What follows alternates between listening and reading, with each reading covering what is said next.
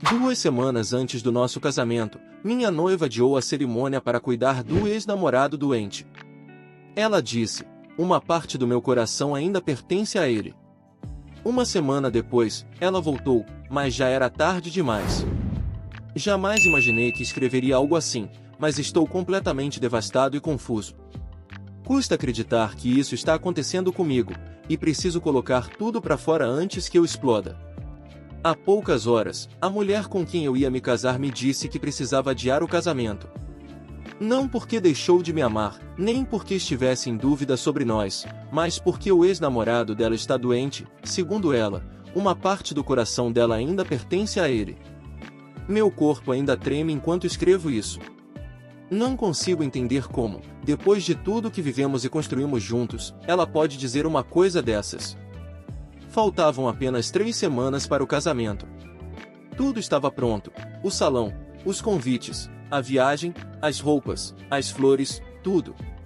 Estávamos juntos há 4 anos, e para mim, Mitsuri era a mulher da minha vida. Nos conhecemos em uma cafeteria. Ela trabalhava como barista enquanto terminava a faculdade, e eu ia lá todos os dias só para vê-la. Não era apenas pela aparência, embora ela fosse linda, mas pelo jeito de falar, de rir, pela forma como via o mundo. Era doce, empática e parecia ter um coração enorme.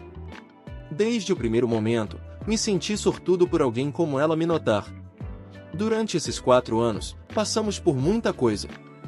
Tivemos momentos difíceis, como quando os pais dela enfrentaram uma crise financeira, e eu fiz tudo o que pude para ajudar. Emprestei dinheiro sem pensar 2 vezes, cheguei até a usar parte das minhas economias para cobrir as dívidas deles.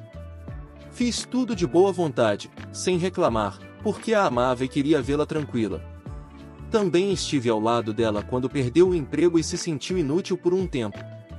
Eu sempre estive ali. Há 1 ano, pedi Mitsuri em casamento durante uma viagem ao Canadá, um sonho antigo dela. Dizia que queria ver a neve, os lagos, as florestas, então economizei por meses, planejei tudo nos mínimos detalhes, e quando estávamos diante do Lago Moraine, com a água refletindo as montanhas e o céu limpo, me ajoelhei e pedi que se casasse comigo. Ela chorou, me abraçou e disse sim. Foi, sem exagero, um dos momentos mais felizes da minha vida. Desde então, tudo era só empolgação e preparativos. Tínhamos a data, o local, os convites prontos. O casamento seria dali a 3 semanas. Meus pais estavam radiantes, os dela também. Tudo parecia perfeito, até esta manhã. Quando entrei no quarto, a vi arrumando uma mala. Roupas dobradas na cama, uma mala aberta e ela, com uma expressão nervosa, como se precisasse dizer algo que não queria. Perguntei o que estava acontecendo e ela respondeu, com voz suave: "Amor, precisamos conversar. Espero que você consiga me entender."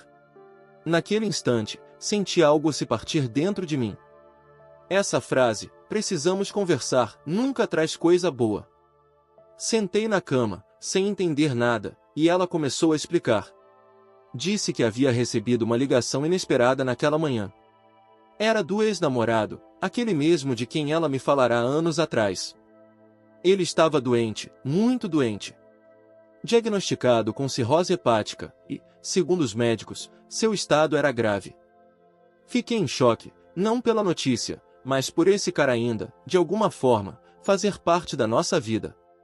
Quando começamos a namorar, ela me contou que o ex era um homem problemático, controlador e violento. Disse que ele bebia demais, a fazia se sentir culpada por tudo e a manipulava com frases como: "Se você me deixar, não vou conseguir viver sem você." No começo do nosso relacionamento, ele ainda a procurava. Mandava mensagens, ligava, aparecia no trabalho dela. Ela me mostrava as mensagens: "Você será minha para sempre. Ninguém vai te amar como eu. Um dia você vai voltar para mim." Era um assédio constante. Lembro de uma noite em que fui até o prédio dela porque ele estava esperando lá fora. Encarei o cara e acabamos brigando. Não me orgulho disso, mas foi a única forma de fazê-lo entender que precisava sumir. E ele sumiu, ou pelo menos eu pensei que sim. Mitsuri me garantiu que não tinha mais contato com ele, que tudo havia ficado no passado. Eu acreditei. Nunca tive motivo para duvidar dela. Mas agora, 4 anos depois, ela me diz que precisa ir embora por alguns meses para cuidar dele. Que está sozinho, que a família o abandonou, que não há ninguém por ele. Respondi quase sem acreditar no que ouvia. O quê? Você quer cuidar do homem que te fez tanto mal? Aquele alcoólatra que te perseguia.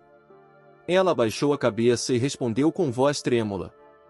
Eu sei, amor, mas ele está muito doente. Não tem ninguém. Eu não posso deixá-lo assim. Não pode deixá-lo assim? Perguntei tentando manter a calma. E o nosso casamento?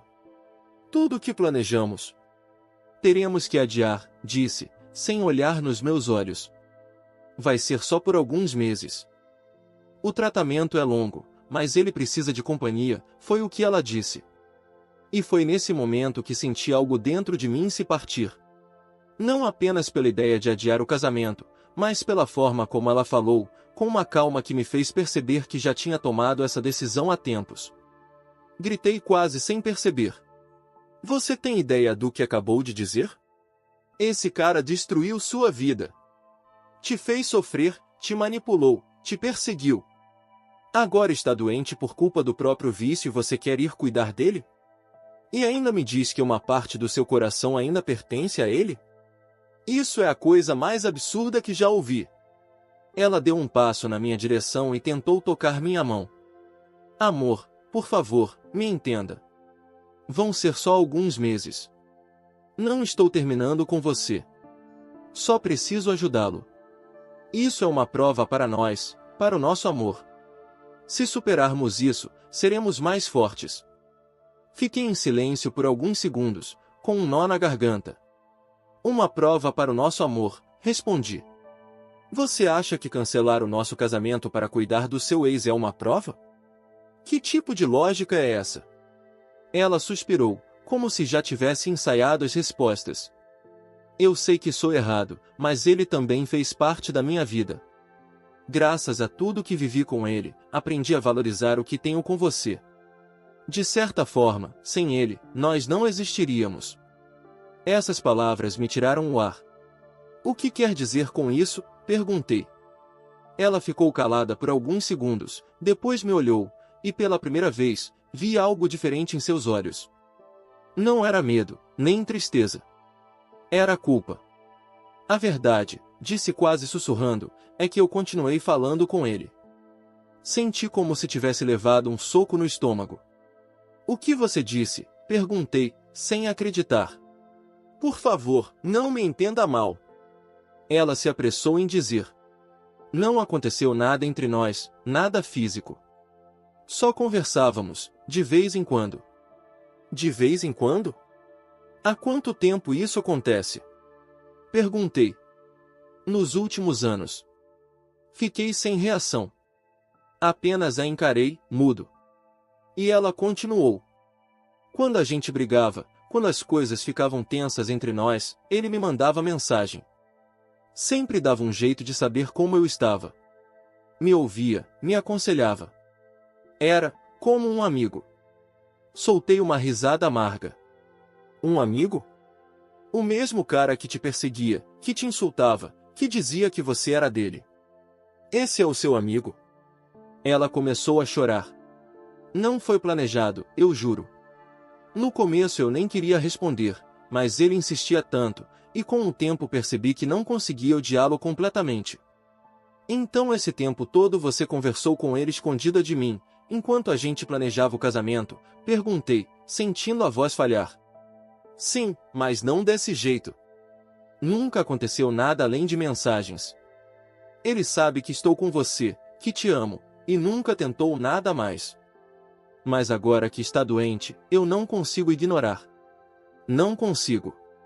Eu já não sabia se gritava ou ria. Sentia meu mundo desmoronar diante de mim. E o que pretende fazer? Me deixar aqui enquanto vai cuidar desse homem? Acha que vou ficar te esperando de braços abertos quando resolver voltar? Ela me olhou, com lágrimas escorrendo pelo rosto. Eu não sei. Só sei que preciso fazer isso. Não é uma escolha entre vocês dois. É algo que preciso fazer por mim. Não, Mitsuri, não é por você, respondi, tomado pela raiva. É por ele. Porque, no fundo, você ainda sente algo. Ela negou com a cabeça, mas não conseguiu me encarar. Sinto muito, mas uma parte do meu coração é dele, e isso nunca vai mudar. Quando ouvi isso, foi como se todo o ar do quarto tivesse desaparecido. Fiquei imóvel, sem saber o que dizer. Ela fechou a mala, se aproximou e tentou tocar meu rosto, mas eu recuei. Por favor, não me odeie, disse entre soluços. Isso não é o fim, eu só preciso fazer isso. Mitsuri, respondi, você acabou de destruir tudo. Ela baixou a cabeça, pegou a mala e foi embora. E é assim que estou agora, escrevendo isso, tentando entender como uma mulher que dizia me amar, que sonhava em formar uma família comigo, pôde me deixar há 3 semanas do casamento para cuidar de um homem que a destruiu. Não sei se estou em choque, com raiva ou apenas triste. Só sei que sinto um vazio enorme. Parte de mim quer acreditar que ela vai voltar arrependida, mas outra parte sabe que, mesmo que volte, nada será igual. De verdade, não sei o que fazer. Não sei se continuo com os planos, se cancelo tudo, se simplesmente desapareço por um tempo. Só sei que esta noite, pela primeira vez em anos, me sinto completamente sozinho. Atualização. Já passou uma semana desde que tudo desabou, e mesmo achando que não podia me sentir pior, eu estava errado. Não existe uma forma simples de descrever o que foram esses dias. Foram longos, vazios, silenciosos. Mal dormi, mal comi. Não tinha energia para nada. Passava o tempo todo pensando em como algo que planejei por anos conseguiu ruir em questão de minutos. O casamento seria em 2 semanas quando Mitsuri decidiu ir embora, mas agora, nada mais fazia sentido. No primeiro dia depois que ela se foi, fiquei horas olhando para o vestido que ainda pendurava no quarto. Ela tinha insistido em deixá-lo ali, dizendo que queria vê-lo todos os dias antes da cerimônia, que aquilo a lembrava de como estávamos perto de começar uma nova vida juntos. Agora, aquele vestido parecia uma piada cruel pendurada na parede. Demorei 2 dias para reunir coragem e começar a cancelar tudo. Liguei primeiro para o salão de festas. A atendente reconheceu minha voz e falou com entusiasmo, achando que eu ligava para confirmar os últimos detalhes. Quando disse que precisava cancelar, houve um silêncio constrangedor e depois só ouvi um triste. Entendo, senhor, sinto muito. Depois vieram as outras ligações, o fotógrafo, o florista, o hotel, todos os fornecedores. A cada ligação, eu precisava repetir a mesma frase. O casamento não vai acontecer. E a cada vez que eu dizia isso, senti uma parte de mim se apagar um pouco mais. Também liguei para os meus pais. Minha mãe desabou em lágrimas. Meu pai apenas suspirou fundo. Eles sabiam o quanto eu a amava e tudo que tinha investido, não só dinheiro, mas tempo, esperança, dedicação. Disse a eles que não queria falar sobre isso por enquanto, que precisava de espaço. Tentei falar com os pais da Mitsuri também. No começo, eles nem sabiam o que tinha acontecido. A mãe dela me ligou no dia seguinte, preocupada, dizendo que não conseguia contato com a filha. Perguntou se eu sabia de algo. Quando contei tudo, ela ficou muda. Depois, com a voz embargada, disse: Não posso acreditar que ela tenha feito isso. Essa não é a filha que criamos. Mais tarde, o pai dela também me escreveu, furioso. Disse que não entendia como a própria filha podia abandonar sua vida para cuidar de um homem que a destruiu. Pediu desculpas pela estupidez da filha, com essas palavras. Não soube nem o que responder. Apenas disse para não se preocuparem, que eu cuidaria de cancelar tudo e que, apesar de tudo, desejava que ela ficasse bem. Mesmo sabendo, lá no fundo, que ela não estava. Durante todos esses dias, Mitsuri não respondeu a nenhuma ligação, nem minha, nem dos pais, nem dos amigos. Era como se tivesse sumido do mapa. Às vezes me pegava olhando o último acesso dela, esperando uma mensagem que nunca chegava. Patético, eu sei. Mas a mente nem sempre obedece ao orgulho. Uma semana se passou e, justo quando eu achava que estava conseguindo ficar de pé, tudo desmoronou de novo. Ontem voltei do trabalho exausto, com a cabeça em outro lugar. Foi um dia péssimo, meus colegas não sabiam como agir perto de mim. Todos sabiam o que tinha acontecido, e aquele tipo de pena silenciosa é insuportável. Eu só queria chegar em casa, tomar um banho e dormir. Mas quando abri a porta, a primeira coisa que vi foi uma mala aberta. E Mitsuri tirando coisas de dentro dela. Por um momento, achei que estava alucinando. Fiquei parado, sem dizer nada, tentando entender o que via. Ela levantou o olhar, me viu e sua expressão mudou, culpa e medo, tudo ao mesmo tempo. A primeira coisa que saiu da minha boca foi: "Que diabos você tá fazendo aqui, Mitsuri? E o seu ex, o alcoólatra?" Ela baixou a cabeça e começou a chorar quase de imediato. "Eu errei, amor", disse entre soluços. "Ele realmente está doente, mas me tratou muito mal. E ainda continua bebendo." Apesar da situação, não consegui evitar uma risada sarcástica. Uau, o alcoólatra de anos atrás continua sendo o mesmo alcoólatra agora. Quem diria? Que reviravolta surpreendente. Ninguém podia imaginar isso. Ela chorava mais alto. "Não precisa ser tão cruel comigo", disse com a voz trêmula. "Eu sei que fui uma idiota, mas fiz por carinho, por um amor antigo." "Mitsuri", respondi, com a raiva subindo, "você só não é mais estúpida porque não é mais alta." Ela me olhou ferida, com os olhos cheios de lágrimas. "Chega! Me deixe em paz", gritou. "Você nunca entenderia. Não tem coração para se preocupar com ninguém além de si mesmo." Foi aí que explodi. Se esse alguém é um alcoólatra miserável morrendo pela própria estupidez, não me importaria mesmo. E se você acha que isso te torna uma pessoa melhor, parabéns. Mas não venha aqui esperando compreensão. Ela cobriu o rosto, chorando. "Eu só vim porque ainda temos tempo, ainda falta uma semana para o casamento. Podemos consertar tudo." Soltei uma risada amarga. Me aproximei, toquei o rosto dela com uma frieza que até me assustou. "Querida, esse casamento já era. Foi cancelado dias atrás." "Você não sabia?" Ela ficou paralisada.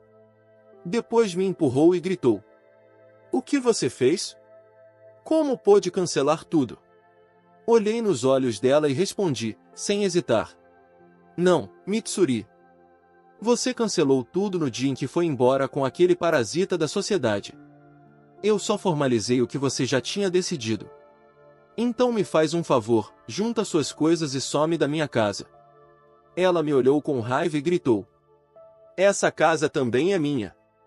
"Ah, é", respondi.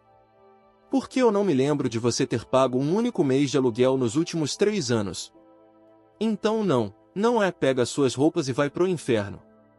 Ela começou a chorar e, tomada pelo desespero, passou a me bater no peito com as mãos, gritando coisas sem sentido entre soluços.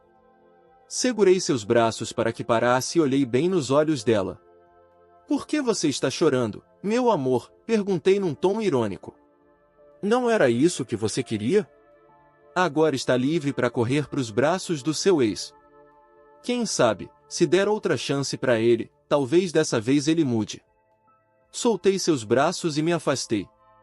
Ela ficou imóvel por alguns segundos, depois recolheu suas coisas às pressas, chorando, e saiu correndo. A porta bateu com força, e o som ecoou pelo apartamento. Alguns minutos depois, ouvi vozes lá fora. Olhei pela janela e vi alguns vizinhos curiosos. Uma mulher do segundo andar gritou: "O que você fez com ela?" "Ela saiu chorando pelas escadas." Virei para ela e respondi com frieza: "Cuida da sua vida, idiota." A mulher se assustou e fechou a porta sem dizer mais nada. Aquela noite foi silenciosa. Silenciosa demais. Só o barulho da geladeira e os meus pensamentos preenchiam o vazio do apartamento. Peguei o celular e vi uma dúzia de mensagens. A maioria era dos pais dela. A mãe me pedia para conversar com Mitsuri, dizia que eu não devia deixá-la sozinha. O pai, ao contrário, dizia que eu não a perdoasse, que ela precisava aprender com os próprios erros. Não respondi a nenhum. Não havia mais nada a dizer. Hoje, enquanto escrevo isso, ainda não consigo entender como alguém pode destruir tanto em tão pouco tempo. Ela não arruinou apenas uma cerimônia, destruiu anos de confiança, carinho e esforço compartilhado. E o pior de tudo é saber que, se ela tivesse me procurado antes de eu cancelar tudo, talvez eu tivesse cedido. Talvez tivesse tentado consertar, mesmo doendo. Mas agora, não.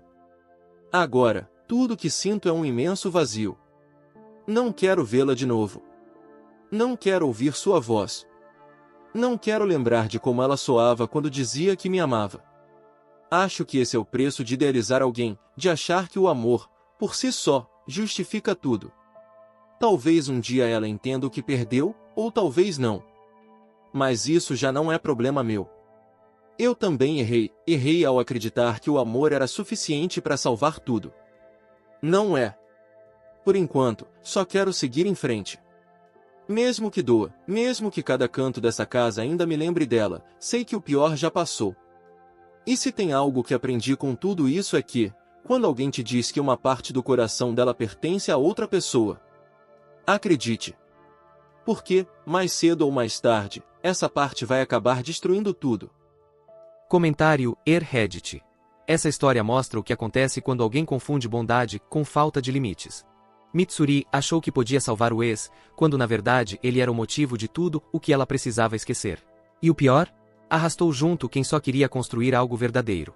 Tem gente que fala que uma parte do coração ainda pertence a outra pessoa, mas a verdade é que coração dividido não constrói nada, só destrói.